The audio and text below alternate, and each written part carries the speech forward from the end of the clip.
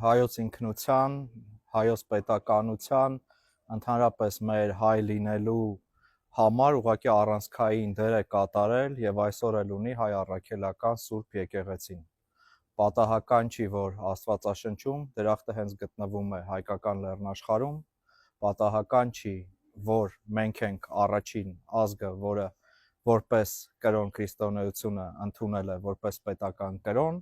պատահական չի, որ աշխարհի հոգևոր կենտրոններից մեկում Երուսաղեմում 4 թաղաղվանցներից մեկը կոչվում է հայկական եւ պատահական չի, որ այսօր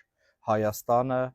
բախվել է հոգևոր պայքարի։ Այնինչ այսօր տեղի ունենում Հայաստանի հետ եւ Հայաստանի շուրջ, դա հոգևոր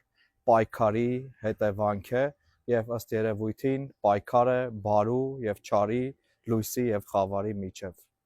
Այս առումով հայ առաքելական եկեղեցին ունի այն իմաստությունը, որը դարեր շարունակ մեզ պահել, պահպանել է որպես հայ։ Նույնիսկ այն ժամանակ, երբ որ մոնղոլները ասպատակում էին Հայաստանը, կառուցվում էին եկեղեցիներ եւ մենք մնում ենք որպես հայ։ Իմ աջակցությունն եմ հայտնում հայ առաքելական Սուրբ եկեղեցուն, ամենայն հայոց վեհափառին, գերեվարության մեջ գտնվող սրբազաններին, հայ հոգևորականներին եւ բոլոր մեր այն հայրենակիցներին, ովքեր իրենց արդար համոզմունքների համար այսօր գտնվում են անազատության մեջ։